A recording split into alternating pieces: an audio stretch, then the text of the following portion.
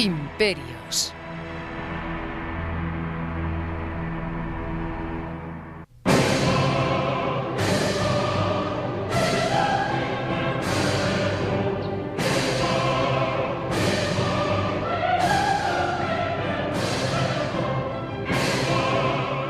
Los fieles se estremecían de frío.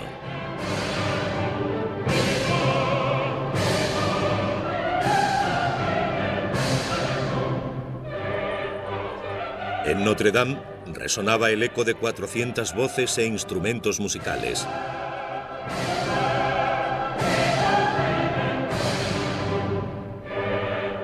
Napoleón Bonaparte estaba a punto de ser coronado emperador de Francia. Si tengo alguna ambición, decía, es tan innata, está tan íntimamente relacionada con mi existencia, que es como la sangre que circula por mis venas.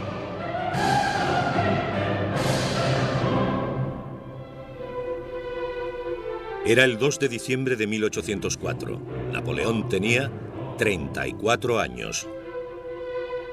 Su fe en su estrella estaba justificada. Solucionando los problemas de la revolución que sacudieron a toda Europa, el joven teniente de Córcega había ascendido al rango de general. Se había casado con la mujer que amaba, Joséphine de Beauharnais, y no dejaba de conseguir victorias en el campo de batalla. Se había convertido en el personaje más poderoso de Francia. Y allí estaba aquel joven corso derribando a auténticos imperios, haciendo que los reyes perdieran sus coronas, provocando una fe mágica en él.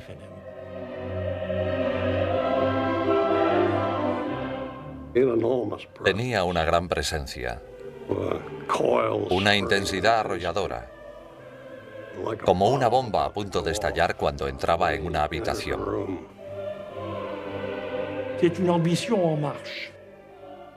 Era un ambicioso en acción. A medida que pasaba el tiempo, solo confiaba en sí mismo. Se consideraba invencible.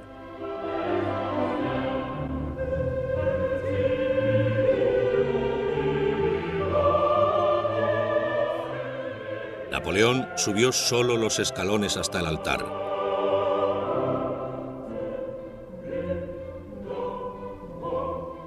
Tomó la corona con sus propias manos y la alzó.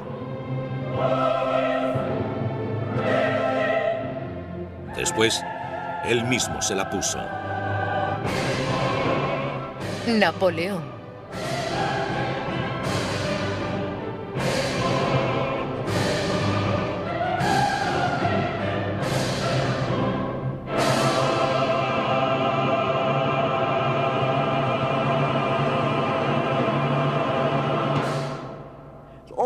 Es casi increíble. Un pequeño corso bueno en matemáticas, pero en nada más. Su padre era un abogado inteligente, que se convirtió en emperador de Francia. Sacó lo mejor de él. Es una historia maravillosa. Capítulo 3. La cumbre de la grandeza. A comienzos de 1805, Napoleón planeaba cruzar el Canal de la Mancha e invadir Gran Bretaña con 2.000 barcos y 200.000 soldados. Franceses e ingleses estaban en guerra una vez más, enemigos irreconciliables luchando por el dominio del continente europeo. Creo que Napoleón se dio cuenta de que si cruzaba el canal tenía muchas posibilidades. Probablemente estuvo en lo cierto. Los ingleses no tenían ejército. Era un ejército patético y Napoleón parecía invencible. Como él mismo dijo, si soy el amo del canal durante 6 horas, seré el amo del mundo. Te llevaré a Londres, le dijo a su emperatriz Josefina. Quiero que la mujer del César moderno sea coronada en Westminster. Para los británicos, Napoleón parecía capaz de las más fantásticas hazañas. Podía volar sobre el canal o excavar un túnel bajo él. Como si del hombre del saco se tratase, Bonnie, como le llamaban, podía llegar en cualquier momento. Los ingleses le menospreciaron. Las caricaturas de la época eran feroces.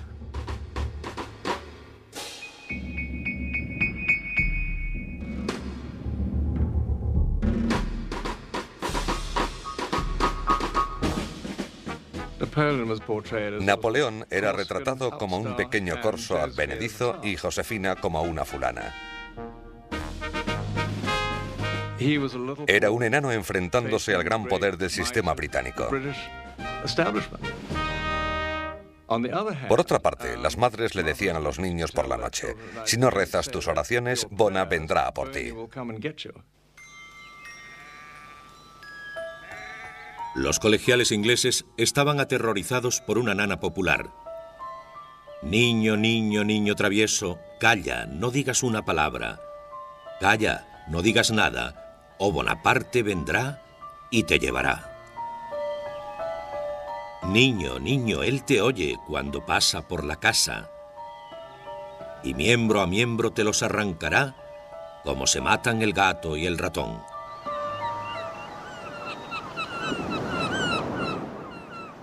Pero Napoleón necesitaba barcos para cruzar con sus hombres el canal, y su flota no igualaba a la inglesa, la fuerza marítima más poderosa del mundo. La Marina Real siempre estaba allí y Napoleón decía desesperado: vaya donde vaya, siempre me encuentro con la Marina Real.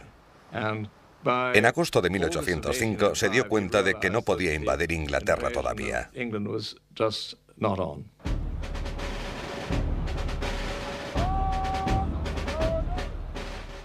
A finales de verano, Napoleón hizo desfilar a sus soldados por la costa del canal. Entonces, para sorpresa de todos, les ordenó dar la espalda a Inglaterra y marchar hacia Europa. Austria y Rusia se habían unido a Inglaterra formando una alianza para destruirle. Cientos de miles de soldados rusos ya se habían adelantado para unirse a sus aliados austriacos. Napoleón había heredado la lucha iniciada 10 años atrás, cuando la Francia revolucionaria se había enfrentado a los monarcas de Europa que decidieron detener la revolución antes de que se extendiera. Napoleón heredó el extraordinario dinamismo de la Revolución Francesa. Todos los que tenían una corona sobre su cabeza pensaron que lo que le había ocurrido a Luis XVI podía pasarle a él. Napoleón representa la revolución y su expansión. No solo una expansión territorial, sino también una expansión de las ideas revolucionarias. Napoleón se dirigió a Europa con sus bayonetas, pero también con el Código Civil.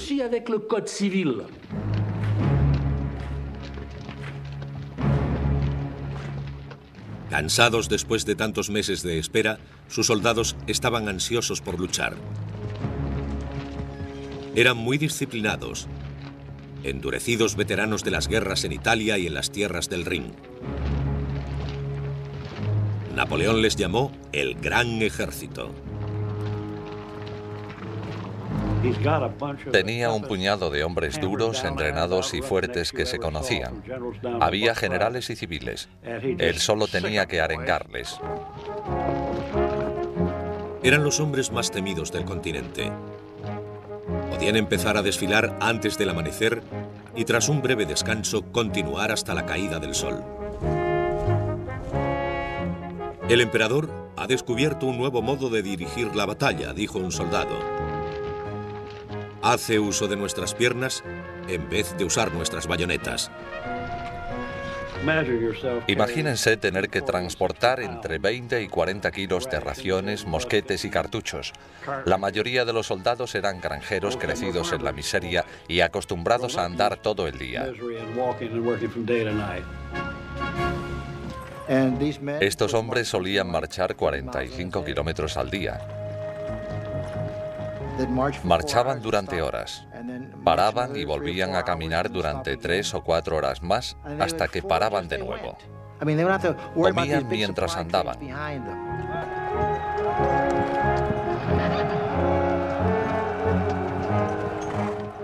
El Gran Ejército presentaba una visión impresionante. Los espléndidos uniformes ayudaban a los soldados a sentirse más fuertes, más grandes y valientes de lo que eran.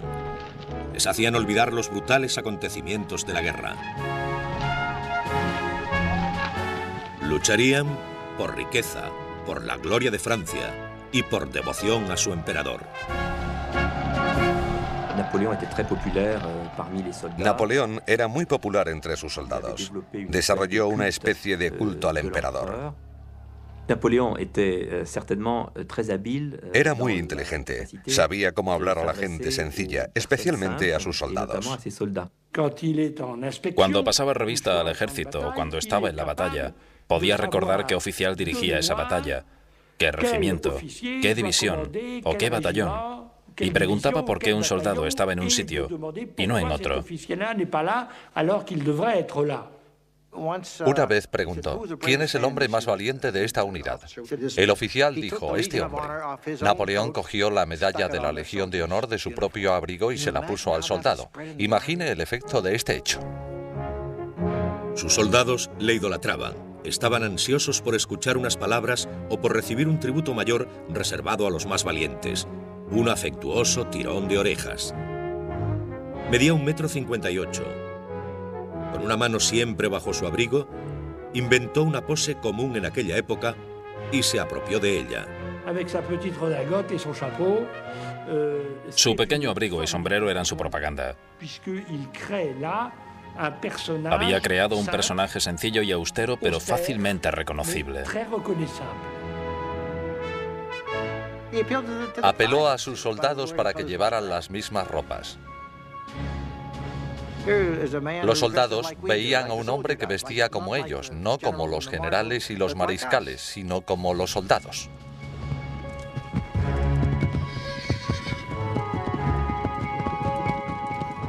Napoleón guiaba a sus hombres con mano dura, pero él seguía el mismo ritmo. Podía montar a caballo durante 10 horas seguidas. A menudo comía montado en el caballo. Dormía en una pequeña tienda de campaña o bajo las estrellas, tumbándose en su saco de dormir a las 8 y levantándose tan solo unas horas después para pasar el resto de la noche estudiando informes y planeando estrategias. Y todavía encontraba tiempo para escribir a Josefina, recordándole su amor y rociándola de besos por todas partes.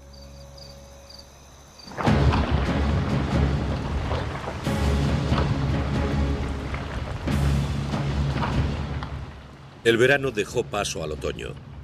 Los soldados de Napoleón se adentraban cada vez más en Europa.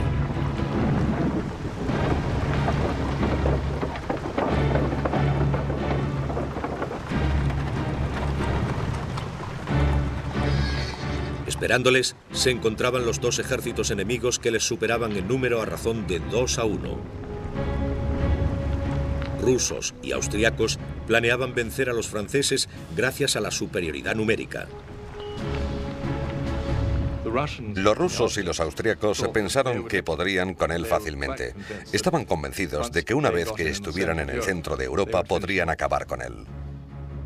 Pero Napoleón vio al momento el defecto de la estrategia aliada. Sus fuerzas estaban dispersas por todo el continente. Moviéndose rápidamente, podía atacar a los austríacos antes de que llegaran los rusos. Atravesaría Alemania y cortaría el camino a las fuerzas austríacas. Su plan era atacar primero con sus fuerzas y capturar a aquellos soldados antes de que pudieran reagruparse. En menos de 6 semanas, los franceses llegaron al Danubio y capturaron por sorpresa al ejército austriaco del general Karl Marx.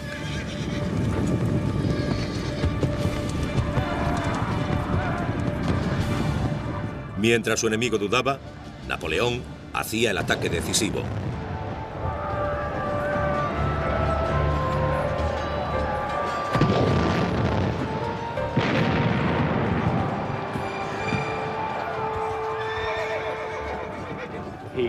Cuando él apareció detrás de ellos, cualquier general sensato hubiera huido. Pero el general austríaco Mack decidió luchar y mantuvo su posición, por lo que Napoleón le rodeó con su ejército y le aisló, obligándole a rendirse en cuestión de días.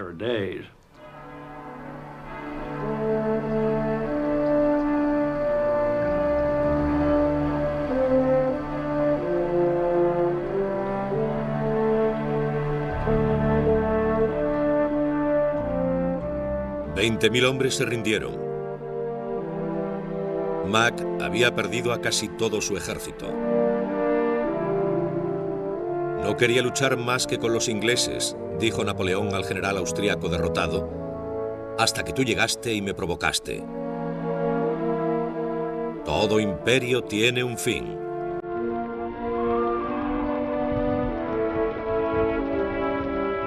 Ahora nada se interponía entre Napoleón y Viena. Creo que me he exigido demasiado, mi querida Josefina. 8 días bajo la lluvia con los pies fríos me han servido de poco, pero tengo que cumplir mi objetivo. He destruido al ejército austriaco.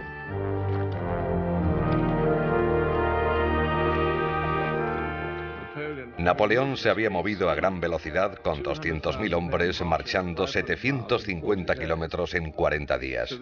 Ya había derrotado a la mitad del ejército austriaco.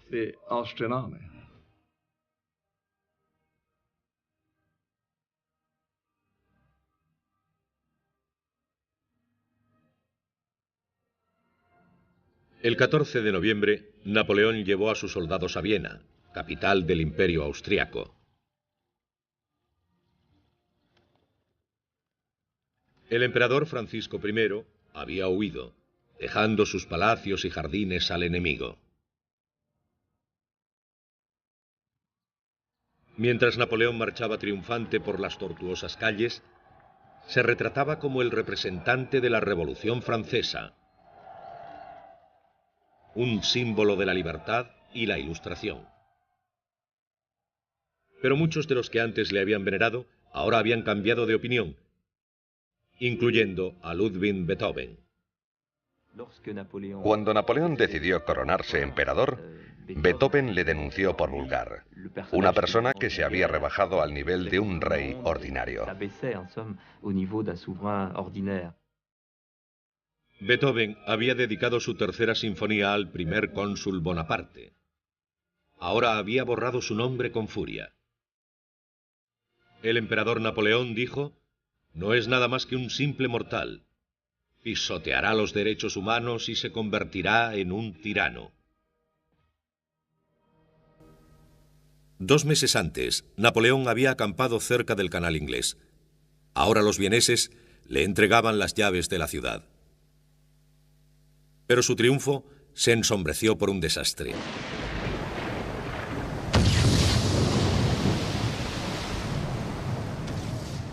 El 21 de octubre, el almirante inglés Horatio Nelson había capturado a la flota francesa en Trafalgar, destruyéndola casi por completo, aunque le costó su propia vida. Gran Bretaña había perdido a su mejor marino, pero los franceses nunca más se atreverían a retar al poder de la marina inglesa. Napoleón nunca más tendría una flota con la que contar, y ahora, en diciembre de 1805, el gran ejército estaba en peligro. Aunque Napoleón había vencido al ejército austriaco y ahuyentado al emperador de Viena, su conquista amenazaba con deshacerse. Era invierno, diciembre, hacía frío. Estaba rodeado de una población hostil. Los rusos estaban llegando para ayudar a los austríacos. Sus tropas estaban diezmadas. Estaba a miles de kilómetros de París. Toda Europa se había convertido en una trampa mortal. Se encontraba en el centro del continente. Prusia amenazaba ahora con declarar la guerra. El 22 de noviembre, el ejército austriaco y el ruso se unieron en la lucha. 90.000 aliados contra 75.000 franceses. Un hombre sensato se habría detenido y quizá hubiera hecho un trato con los rusos y los austriacos. Tenía 2 opciones, echarse atrás o continuar. Pero él pensó, una batalla más. Cuando terminaba noviembre, Napoleón vagaba por el campo estudiando las batallas de Federico el Grande, mirando todos los mapas.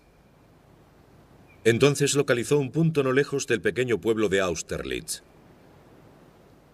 Era un terreno montañoso, rodeado de bosques, estanques pantanosos y pequeñas ciudades. Allí establecería su base. Mirando por encima, el emperador le dijo a sus soldados: Señores, examinen este campo con cuidado. Va a convertirse en un campo de batalla. Tendrán que tomar parte.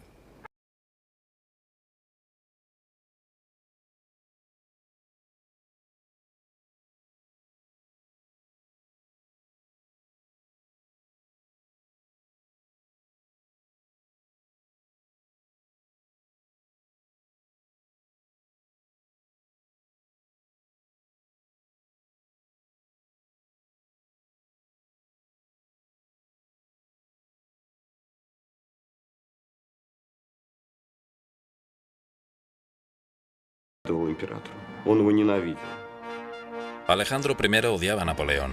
Estaba celoso de él. Era un emperador ruso nacido para heredar la monarquía más grande del mundo y había hecho muchas menos cosas que Bonaparte. Tenía un lado místico y pensaba que el destino le había enviado esa misión para organizar Europa y ganar la revolución.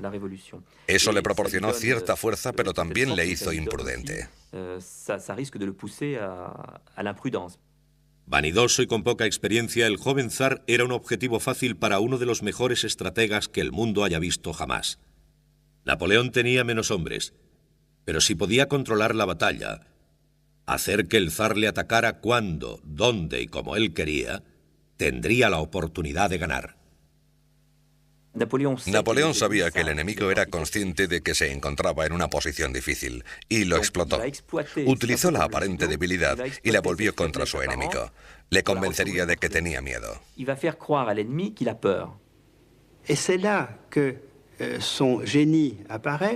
Así es como demostraba su ingenio. Haría pensar al enemigo que era más débil de lo que realmente era para que éste atacase primero.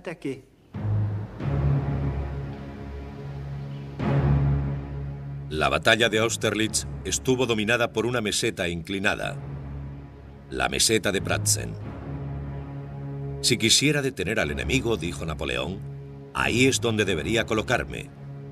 Pero eso desembocaría en una batalla normal, y yo quiero un éxito decisivo.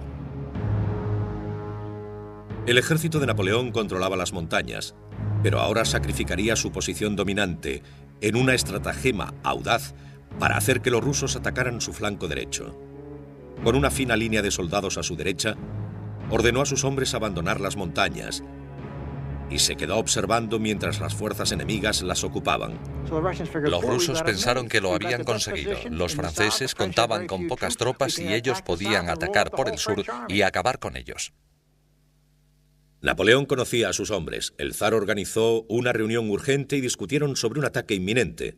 El general ruso Mikhail Kutuzov se negó. Ciego de un ojo por una herida de guerra, el veterano borrachín despreciaba a sus aliados austriacos y temía a Napoleón. Kutuzov intentó calmar el fervor del zar. Presintió la trampa. Quizá no la entendió, pero la presentía. Era un viejo zorro. Advirtió a Alejandro que esperara, pero no le hizo caso. Era un joven zar ruso.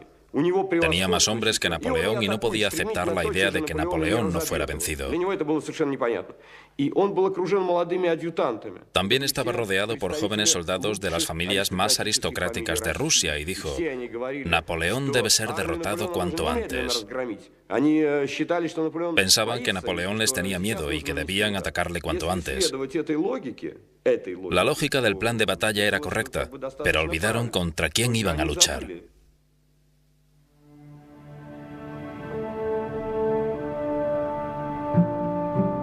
La noche antes de la batalla, Napoleón cenó uno de sus platos de campaña favoritos, patatas fritas con cebolla.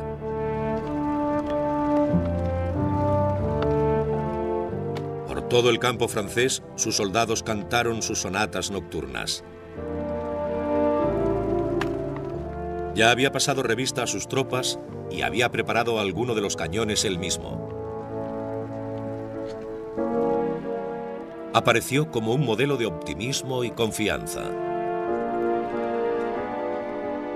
Mientras pasaba entre sus hombres, estos le gritaban «¡Larga vida al emperador!» y ondeaban antorchas encendidas. El campo resplandecía con las luces. Los generales rusos y austríacos que observaban la escena desde lejos pensaban: los franceses están quemando su campamento porque planean rendirse.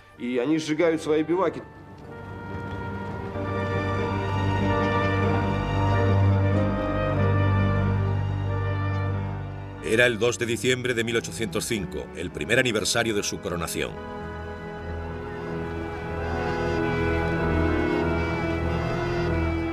Napoleón dijo a un ayudante: «Esta es la noche más agradable de toda mi vida».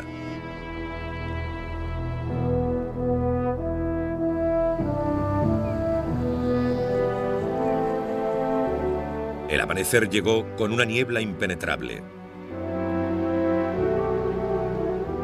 Las alturas de Pratzen flotaban como una isla sobre un mar de niebla.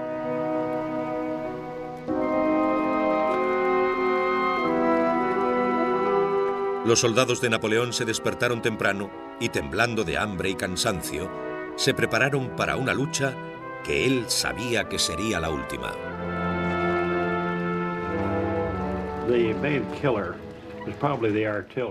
El arma más poderosa era probablemente la artillería.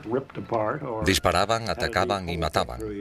Cuando se acercaban en combate cuerpo a cuerpo, se luchaba con bayoneta, lo que era mortal. Había más muertos que heridos.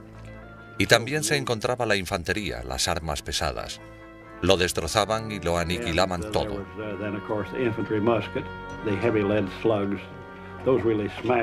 Los modernos rifles de balas hacían un agujero limpio, pero este batallón desgarraba cuerpos y los dejaba con los huesos fuera.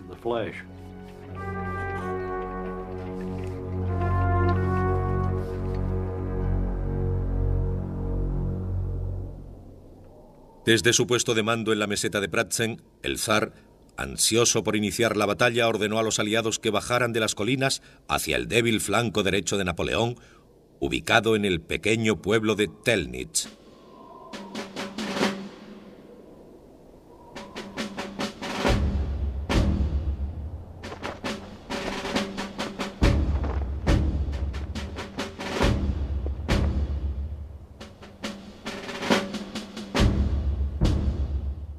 Napoleón se sorprendió cuando vio que 2 divisiones de soldados se habían sumado desde Viena. Habían cubierto los 100 kilómetros en solo 2 días. Napoleón puso refuerzos donde menos lo esperaban y más rápido de lo que nadie pueda imaginar.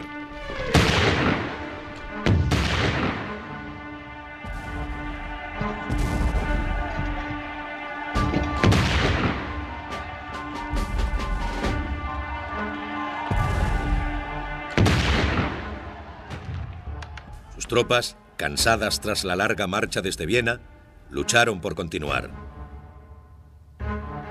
Por ahora, dijo Napoleón, el enemigo está actuando como pensaba, dirigiendo las maniobras según sus órdenes. Napoleón había querido que el enemigo atacara su débil flanco derecho. Ahora tenía suficientes tropas para defenderlo y más que suficientes para su plan, un ataque a la meseta Pratzen que fue abandonada con poca defensa. Napoleón observaba desde su puesto de mando la batalla, esperando liberar su trampa. Escondido entre la niebla, al fondo del valle debajo de la meseta, había 2 divisiones francesas, 17.000 hombres.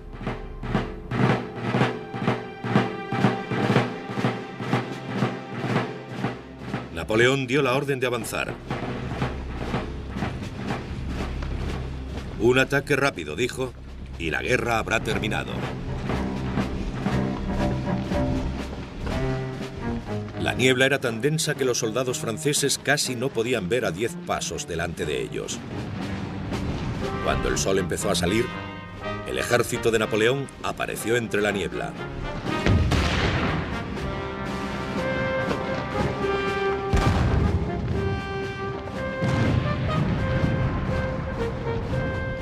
En lo alto de la meseta de Pratzen, el zar observaba la materialización de los franceses en el valle.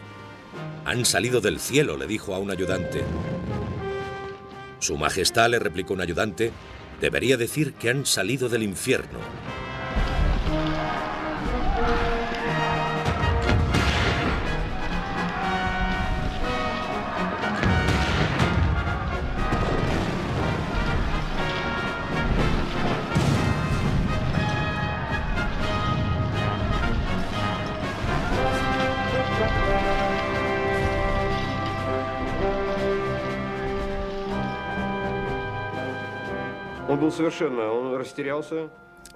Alejandro no sabía qué hacer. Estaba absolutamente perdido. Desde ese momento perdió completamente el control sobre su ejército. Después del pánico en la meseta, ya no volvió a participar en la batalla.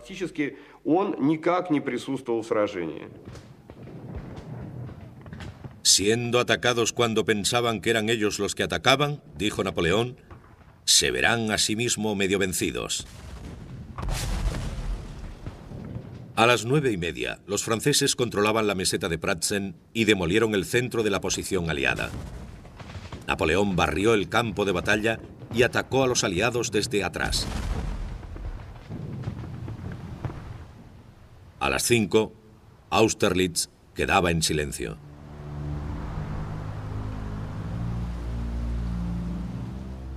$9.000 franceses murieron o resultaron heridos, junto con 16.000 rusos y austriacos.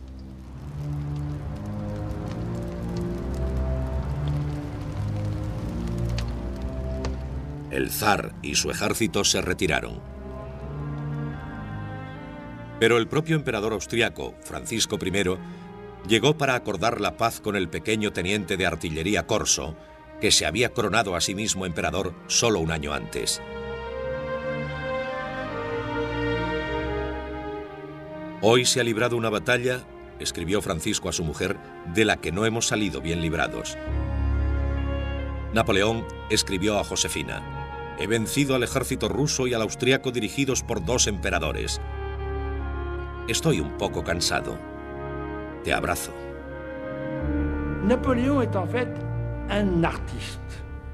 Napoleón era un artista. Siempre trataba las campañas militares como a un arte. Si los acontecimientos le imponían una solución, pensaba y encontraba una solución. Le encantaba la guerra, no hay duda. Pero le encantaba la guerra como arte. Austerlitz había encumbrado la estrella de Napoleón a cimas más altas. Había logrado su mayor victoria, la victoria de la que podría sentirse más orgulloso. Soldados, dijo, estoy contento con vosotros. Habéis decorado vuestras águilas con una gloria inmortal. Seréis recompensados con alegría y para vosotros será suficiente con decir, estuve en la batalla de Austerlitz, para que la gente responda, ahí va un valiente.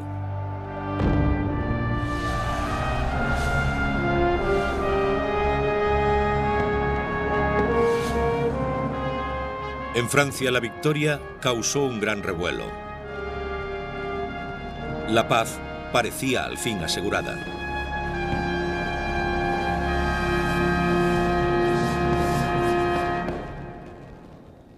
Pero 6 meses después, Napoleón seguía en Europa, preparándose de nuevo para la guerra. Entre los soberanos establecidos, dijo, la guerra nunca va más allá de la posesión de una provincia o una fortaleza. Pero para mí, el riesgo significa siempre mi existencia y todo el imperio. La conquista me ha hecho ser lo que soy. La conquista me mantiene aquí.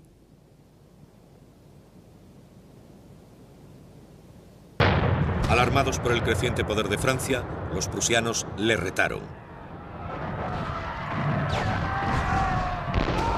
Napoleón hizo un rápido trabajo con ellos. La idea de que Prusia pueda tomar el campo de batalla contra mí, dijo, me parece tan ridícula que no merece discusión.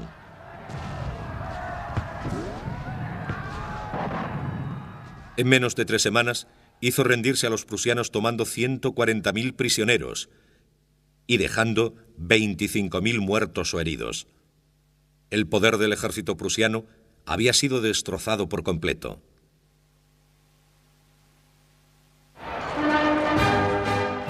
Napoleón marchó triunfante por Berlín al compás de la Marsellesa, invocando la revolución, la igualdad y la abolición de los privilegios.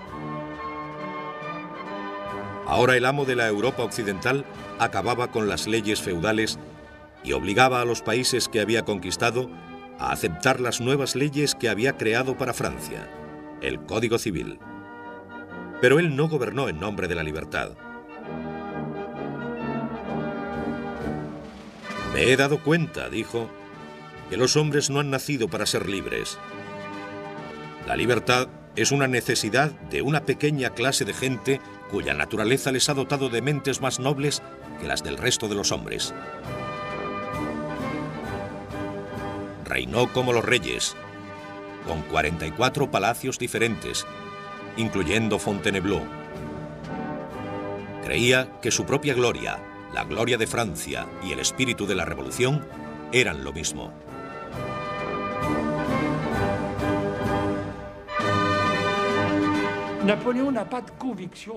Napoleón no tenía unas profundas convicciones políticas. Amaba el orden, amaba la autoridad, amaba las organizaciones bien dispuestas.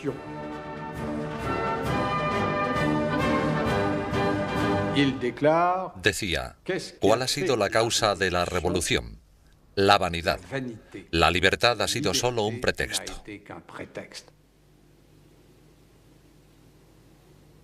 Tenía 37 años. Su genio como general había transformado a Francia en imperio de muchas naciones. Ahora podía emplear toda su energía en dedicarse a gobernarlas. Mantenía sus ojos bien abiertos. Disolvió el gueto judío en Roma, ordenó la ejecución de un librero en Nuremberg por haber impreso un panfleto hostil y se inventó un currículum para el colegio de una niña. Dijo que el trabajo estaba hecho y que estaba cansado. También dijo, no hay límites en cuanto al trabajo que puedo realizar. La jornada de Napoleón duraba 24 horas. No necesitaba dormir mucho. Tenía la facultad de dormir durante pequeños intervalos de tiempo.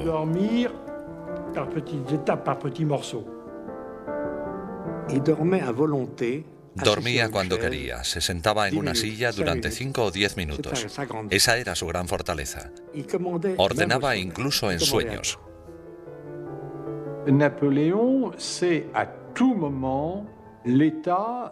Napoleón siempre conocía el estado de sus finanzas, el estado de su administración y de su ejército. No se le escapaba nada y prácticamente nunca delegaba en nadie.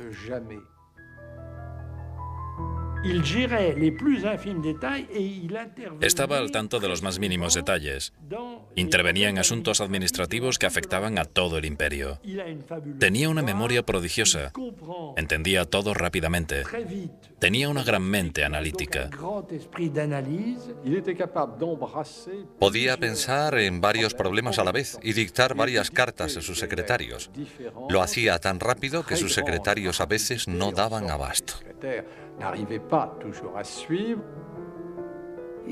Podía dictar 125 cartas, planear la organización del gobierno y la artillería, el número de botones de un abrigo y conferencias en un día.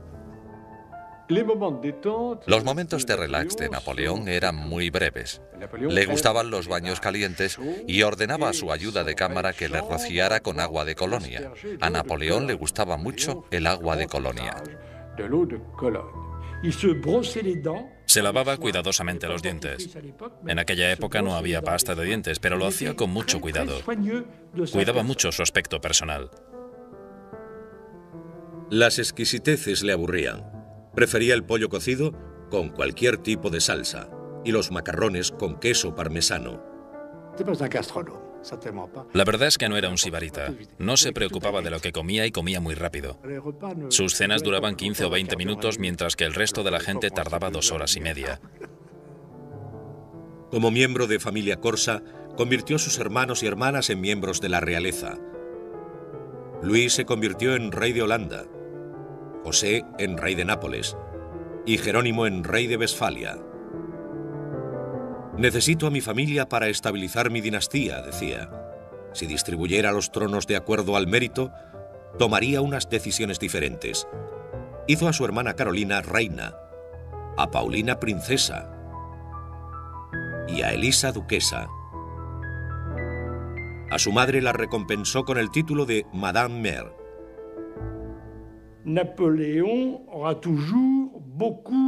Napoleón siempre sintió un gran respeto por su madre. Siempre había sido el niño de su madre, incluso cuando se nombró emperador. Ella estaba encantada con su éxito, pero temía que no durara mucho tiempo. Se dice que solía decir con su acento corso: durará mientras dure.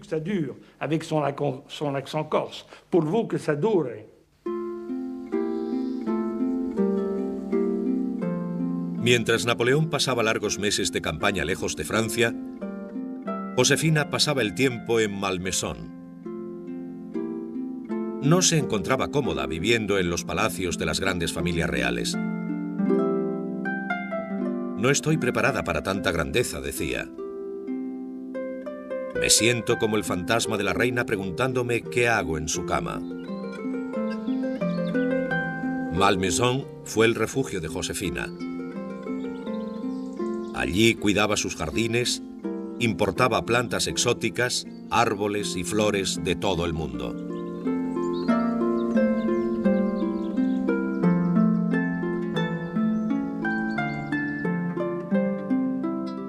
Aunque Napoleón ya no era un joven inexperto, intoxicado por sus exóticos encantos, se seguía sintiendo muy atraído por ella. Me considera, le contó Josefina a una amiga, uno de los rayos de su estrella. Napoleón encontró en Josefina a una mujer con la que hacer realidad todos sus deseos. Era una emperatriz admirable. Se complementaban perfectamente. Como decía Napoleón, yo gano las guerras y ella se gana el corazón de la gente. Josefina parecía cada vez más enamorada, aunque ambos discutían con frecuencia. Él le echaba en cara que gastara casi 1 millón de francos al año solo en ropa. Ella estaba celosa de su amante. Pero él hacía el amor de la misma manera que comía, a toda velocidad. Mi amante, decía, no ocupa mis sentimientos. Es una cuestión de poder. No podía entender por qué Josefina se enfadaba. Se toma las cosas demasiado en serio, decía. Siempre piensa que voy a dejar de quererla. ¿No puede entender que el amor no es para mí?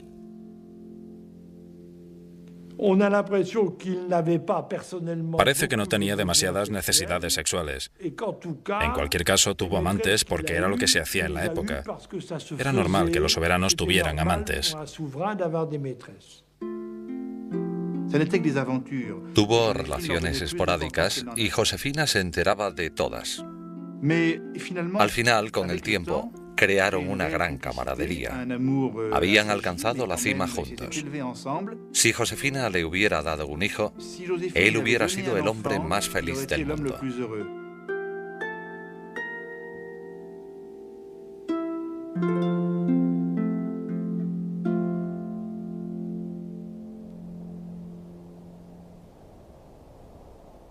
Cuando 1806 estaba a punto de terminar, Napoleón seguía en guerra. Austria y Prusia se habían rendido, pero los rusos, cubiertos de sangre en Austerlitz, y Gran Bretaña, potencias mundiales en el mar, seguían siendo peligrosos enemigos. Contra Inglaterra hizo una guerra económica, un bloqueo continental, prohibiendo a los países europeos que comerciaran con las islas británicas. Para vencer a Rusia, marchó con sus soldados hacia Polonia. La justificación de Napoleón era que había que hacer la guerra contra los adversarios y vencerlos a toda costa. Si alcanzaban Polonia, haría que los rusos capitulasen, y eso era lo que él pretendía.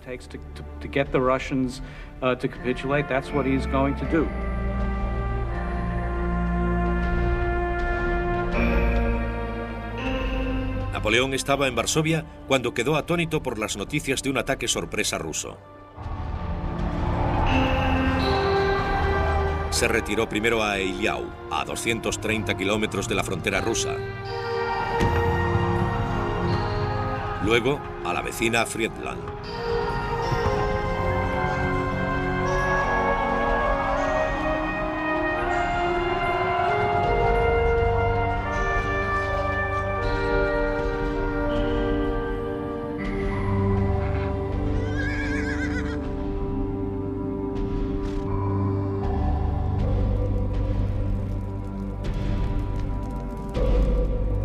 La matanza en las dos batallas fue devastadora. 70.000 soldados franceses y rusos murieron o fueron heridos.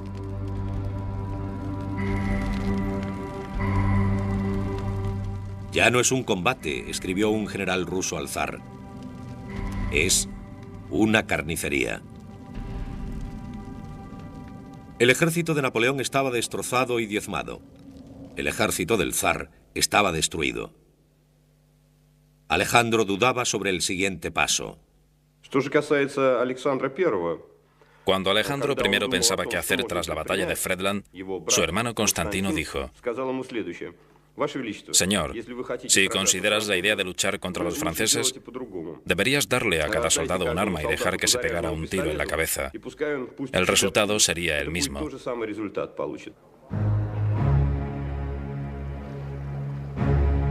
El 25 de junio de 1807, Alejandro viaja a Tilsit, en la frontera occidental del Imperio ruso, para hablar de paz con el emperador de Francia.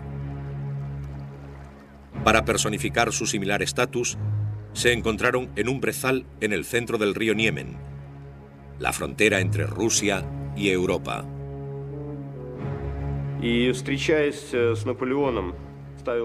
Cuando el zar se encontró con Napoleón, tenía un objetivo en mente: encontrar una solución pacífica que le beneficiara.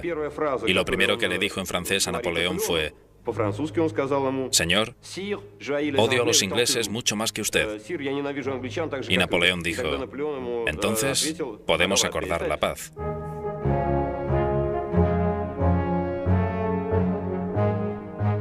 Los términos de la paz de Napoleón fueron generosos. No exigió ningún territorio ruso.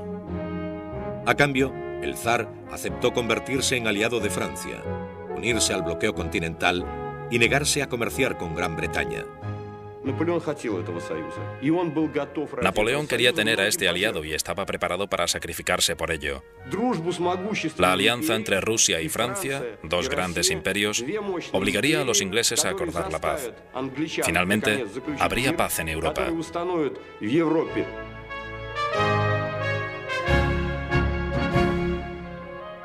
Solo 10 días antes se habían estado matando.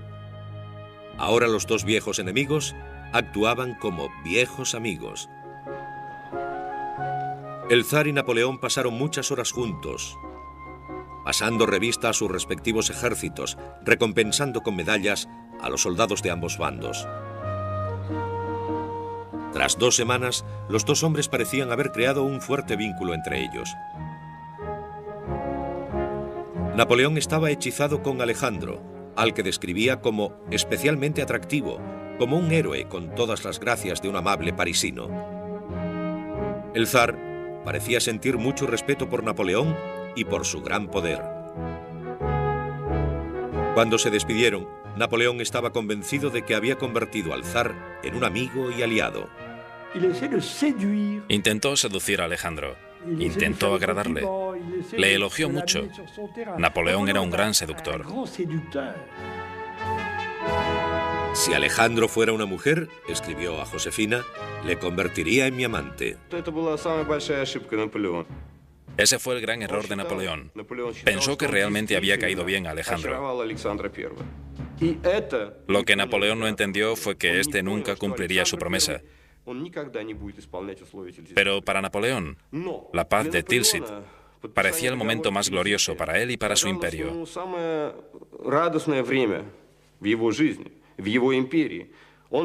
Volvió a París en julio de 1807 rodeado de grandes celebraciones.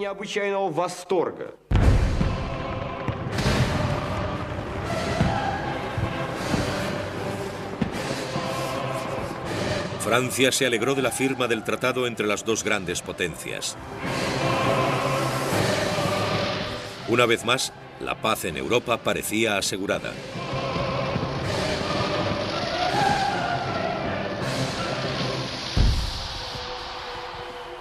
En 1807, el imperio de Napoleón se extendía desde la costa atlántica hacia las estepas de Rusia, desde el Mar del Norte al Mediterráneo.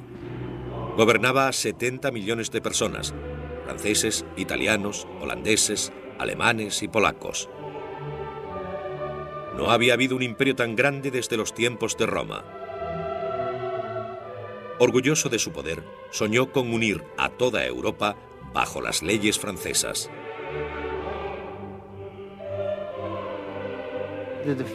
La derrota de Rusia y Prusia fue tan abrumadora que Napoleón estaba asombrado por el éxito.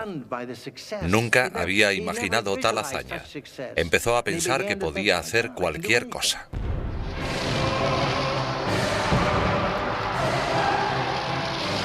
Su estrella había alcanzado la cumbre. En aquel momento empezó a creer que era infalible, una especie de superhombre, alguien protegido por el destino, por su famosa estrella. Tenía un poder absoluto en Europa y su orgullo era enorme, porque era un antiguo teniente de artillería que había llegado a lo más alto.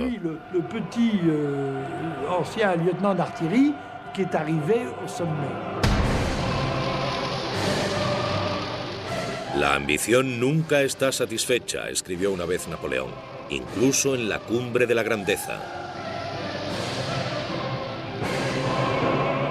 Con 38 años, embriagado de poder, el gobernador más famoso de Europa se empeñó en otra conquista más. Sería un error fatal.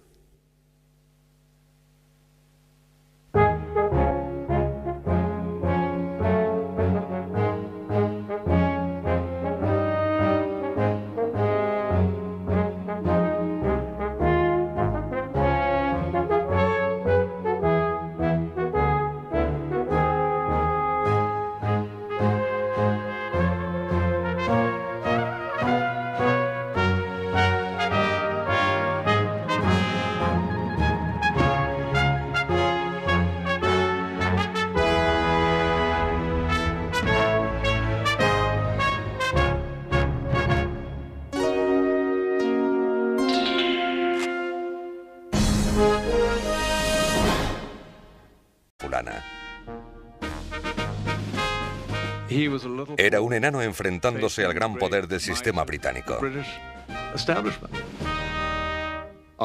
Por otra parte, las madres le decían a los niños por la noche: si no rezas tus oraciones, Bona vendrá a por ti. Los colegiales ingleses estaban aterrorizados por una nana popular. Niño, niño, niño travieso, calla, no digas una palabra. Calla, no digas nada, o Bonaparte vendrá y te llevará. Niño, niño, él te oye cuando pasa por la casa, y miembro a miembro te los arrancará, como se matan el gato y el ratón.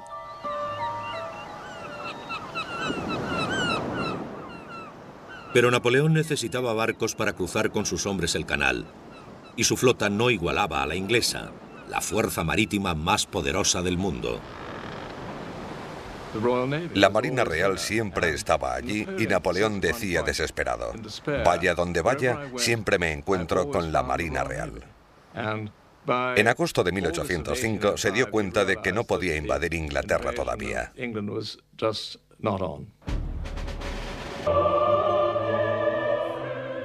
Napoleón subió solo los escalones hasta el altar.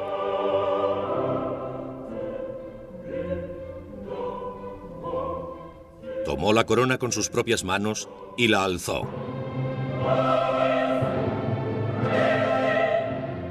Después, él mismo se la puso. Napoleón.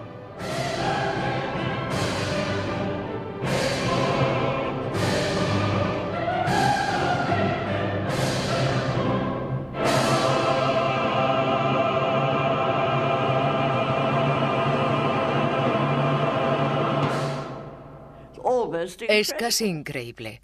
Un pequeño corso bueno en matemáticas, pero en nada más. Su padre era un abogado inteligente. que se convirtió en emperador de Francia. Sacó lo mejor de él. Es una historia maravillosa. Capítulo 3. La cumbre de la grandeza. A comienzos de 1805, Napoleón planeaba cruzar el Canal de la Mancha e invadir Gran Bretaña con 2.000 barcos y 200.000 soldados.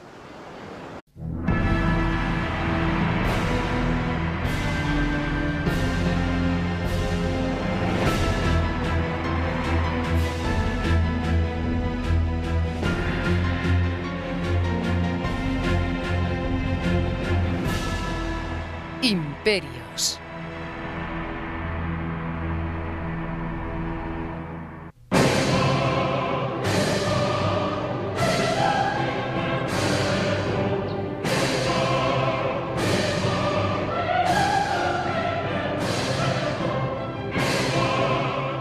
Los fieles se estremecían de frío.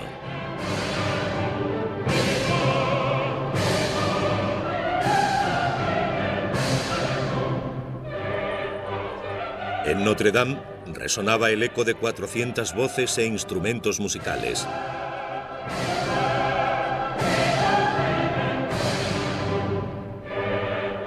Napoleón Bonaparte estaba a punto de ser coronado emperador de Francia.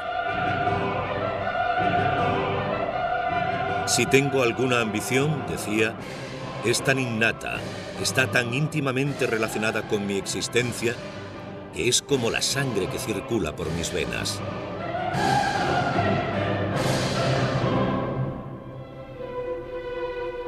Era el 2 de diciembre de 1804.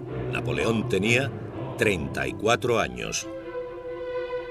Su fe en su estrella estaba justificada. Solucionando los problemas de la revolución que sacudieron a toda Europa, el joven teniente de Córcega había ascendido al rango de general. Se había casado con la mujer que amaba, Joséphine de Beauharnais, y no dejaba de conseguir victorias en el campo de batalla. Se había convertido en el personaje más poderoso de Francia. Y allí estaba aquel joven corso derribando a auténticos imperios, haciendo que los reyes perdieran sus coronas, provocando una fe mágica en él.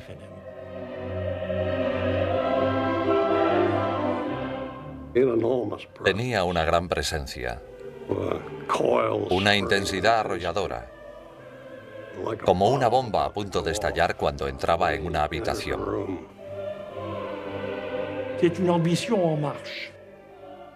Era un ambicioso en acción.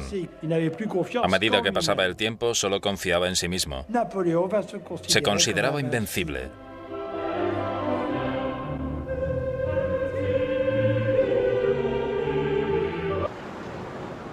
Franceses e ingleses estaban en guerra una vez más. Enemigos irreconciliables luchando por el dominio del continente europeo. Creo que Napoleón se dio cuenta de que si cruzaba el canal tenía muchas posibilidades. Probablemente estuvo en lo cierto. Los ingleses no tenían ejército. Era un ejército patético y Napoleón parecía invencible. Como él mismo dijo, si soy el amo del canal durante 6 horas, seré el amo del mundo. Te llevaré a Londres, le dijo a su emperatriz Josefina. Quiero que la mujer del César moderno sea coronada en Westminster. Para los británicos, Napoleón parecía capaz de las más fantásticas hazañas. Podía volar sobre el canal o excavar un túnel bajo él.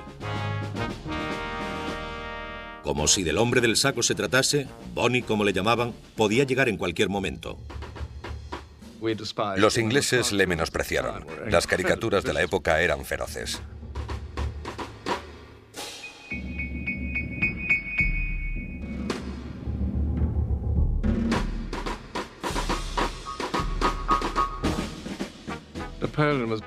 Napoleón era retratado como un pequeño corso advenedizo y Josefina como una